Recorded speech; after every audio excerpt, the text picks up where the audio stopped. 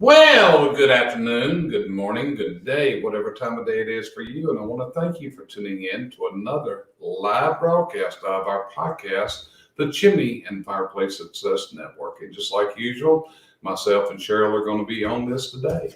And today we're going to come at you from a different perspective.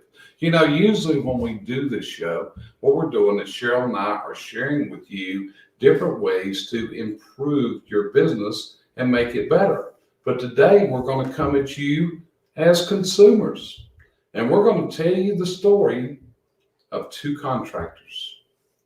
Two contractors, because Cheryl, tell them what we went through back in November and why we have two contractors involved today. Well, it all started with rain. Our lower level flooded, the one that's our studio now, flooded about 12 to 14 inches. And we had to totally gut it. It's why the studio's down here. So that was contractor number one. That's that we had in to remodel for that. Well, during that remodel, we found that our upper master bath was leaking.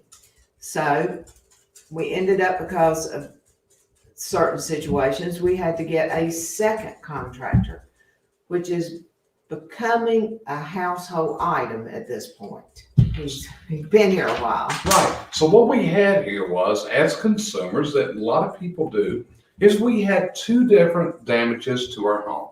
One was the basement area, and actually it turned out we've actually remodeled our entire basement, had a contractor come in. They had to demo the entire basement out, tear everything out, and redo it. So what we've done, we've turned our basement into a broadcast studio where we actually have classroom space. We can have about 20 to 25 people in our studio where we can be doing live streaming and live training at the same time.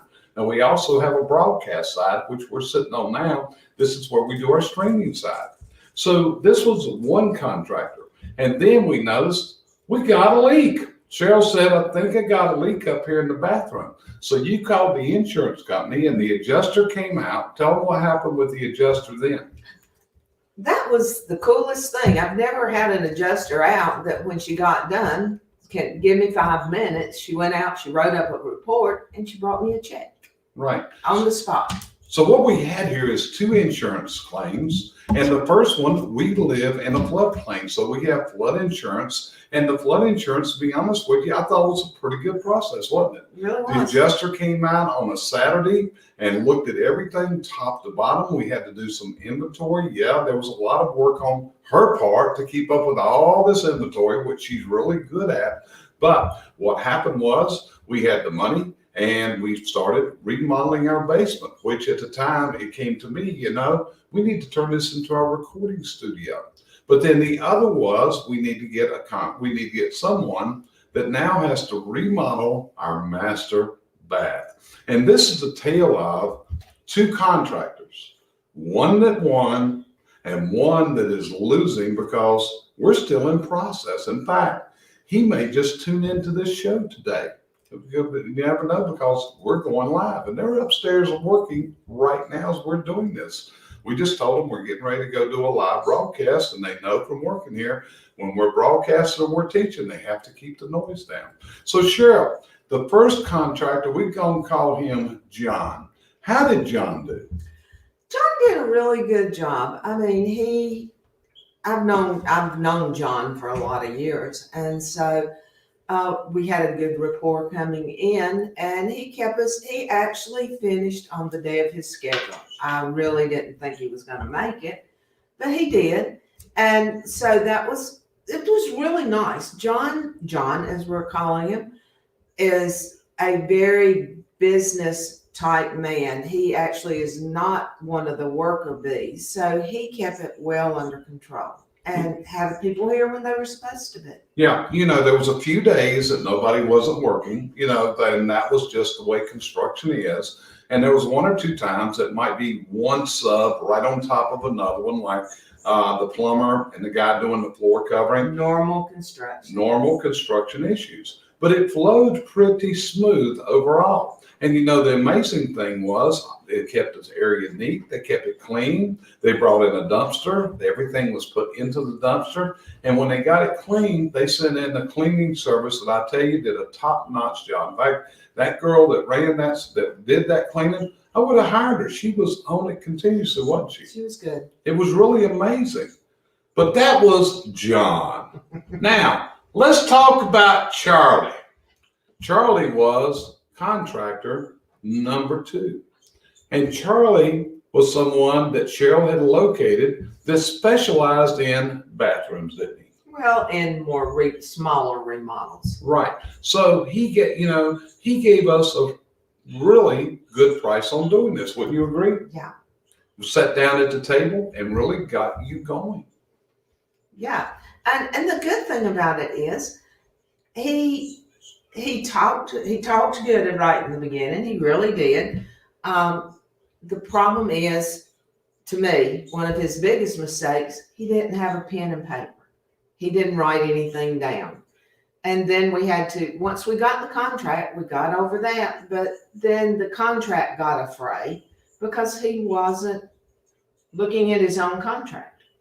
So now we're in the process of picking up the pieces and getting everything done that is in the contract. It is just, the problem here is just not having the product here when the guy that's actually doing the work needs it. Right. And see, it's like every day. You look at it, you think that guys would be here in the morning when you get out of bed ready to go. What time do those guys usually show up every day, Cheryl? This morning, 8:30. But most days? 10:30. 10:30 to 11. And then the next thing that so commonly happens is they don't have what they need to work today, do they? That was a lot to me of the overseer's part. He just didn't have it. They had their list. They just didn't go get it. Shopped like a man. Shocked like a man. Tell me more. Jerry, you send him to the grocery store. He'll go get milk today, bread tomorrow, juice the next day. Shops like a man. Okay, so shops like a man. But the big thing is, it's like I told him yesterday, do you realize how much time you have wasted on this job going to procure your materials? And the next thing was, where did they put their debris, Cheryl? In the front yard. Yeah, we've got broken mirrors sitting on drop cloths in our front yard. We've had our garage piled up with materials. We have had all kinds of things. Again, we're talking to you today as consumers that have hired a contractor, which many of you are. And we also had probably the first real garden tub. They had taken the tub out, set it in our backyard around the garden fixture. So I had a real garden tub. Yeah, we had a garden tub sitting around the pool, between the pool and the water garden. And when we asked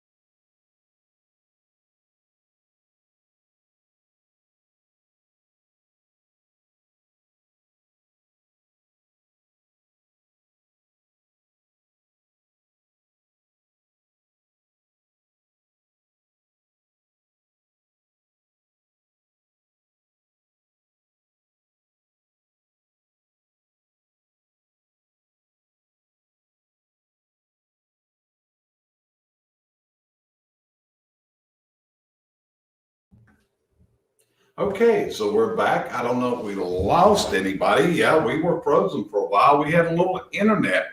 So going, just like you said there, Megan, we've been going head to head with the contractor in the house. It just seems to keep going on. So hopefully we're back working. We had a little glitch in the internet there, but hey, we're back in business now. So Cheryl, the whole thing is, what have you learned from this experience? Not to remodel first, but the thing about it is, I will run the job from this point on, honestly. I came from construction. I know how it should be done.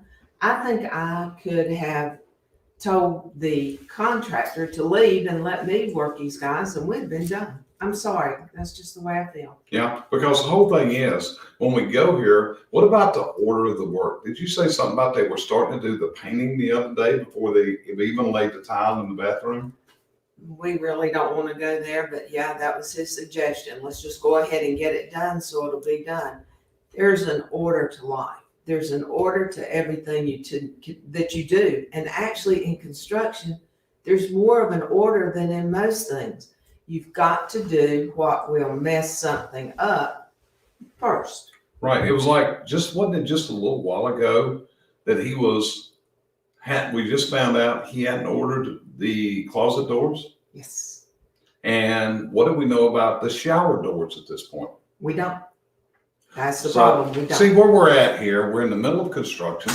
We don't know if our contractor has ordered the shower doors. We're not sure if he has ordered the doors that go over the linen closet. Earlier today, what did you find out about your tile today?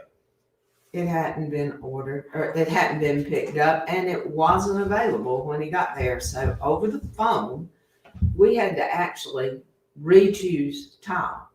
So I'm not 100% sure what it looks like yet. So it may have to return. I told him just to bring it and we'd pick it up and see if it worked. If it does, we'll go with it. If not, it's another trip back to the tile shop. Now, the fun part of this, do you have any idea how much inventory you have in your master bath?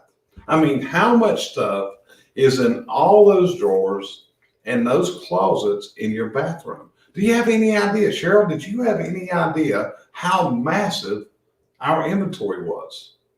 Yeah, I really did. I knew it was going to be a disaster. I really didn't know we had as much outdated stuff because it was in the back of the box. But I can tell you right now, it's getting organized as we speak to go back in. Mm-hmm. So what have you learned from this as a consumer? What would you look for in a contractor? Because I think that's the important thing is the people that listen to us are home service contractors. So what would you tell a home service contractor that could be in the plumbing, yard? He could be a roofer. He could be a chimney sweep. He could be whatever. What would you as a consumer say you have learned from this?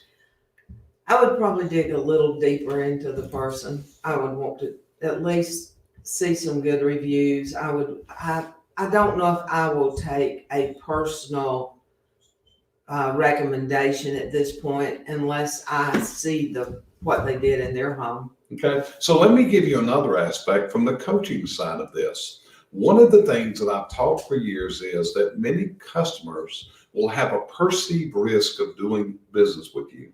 And the perceived risk many times is not from what you've done, but it's from a past life experience, such as what this lady has gone through over the last couple of weeks. And, how has this affected your judgment in picking a contractor to do work in the future?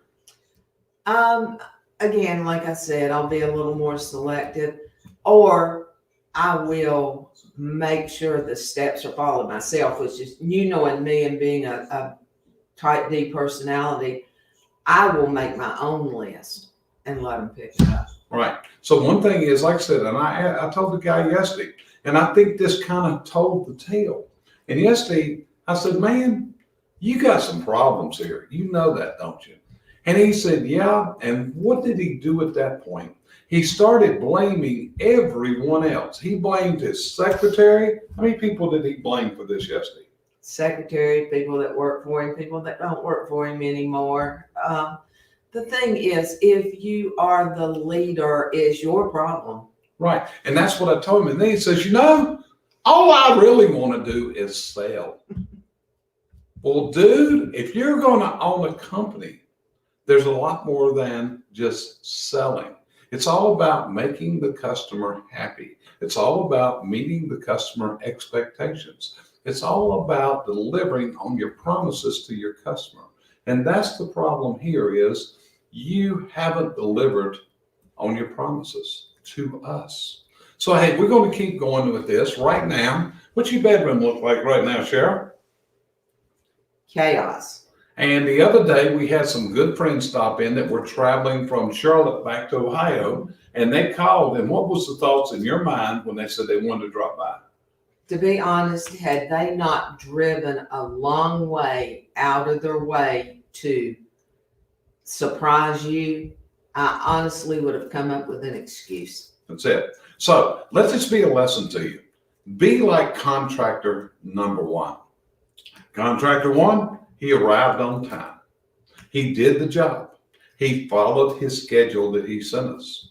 He got it done when he was supposed to. In fact, as we were coming up at what day you're going to be done, he told us the exact day.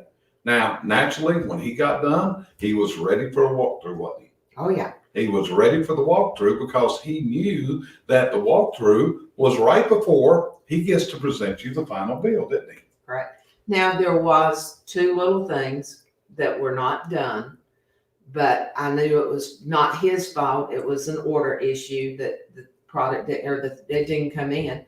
But the thing about it is I had enough rapport with him that I was fine with giving him that final check. And Megan, you're right. He needs somebody like us. To be honest with you, I'm going to give this guy some books when he leaves here. The other day I asked him, have you ever read the E-Myth? And he said, what's the E-Myth? And I said, you need to look it up and you need to get it. So I'm going to give him a copy of some of my books while he's here, the one on systematizing this business and all that. But it's also like I shared with you, if you just want to sell, that's great. But if you're going to run a company, somebody's got to run the operations and get the materials. How many hours do you think the guys working upstairs have wasted during this project, Cheryl, just to go to Home Depot to do something as simple as pick up some screws?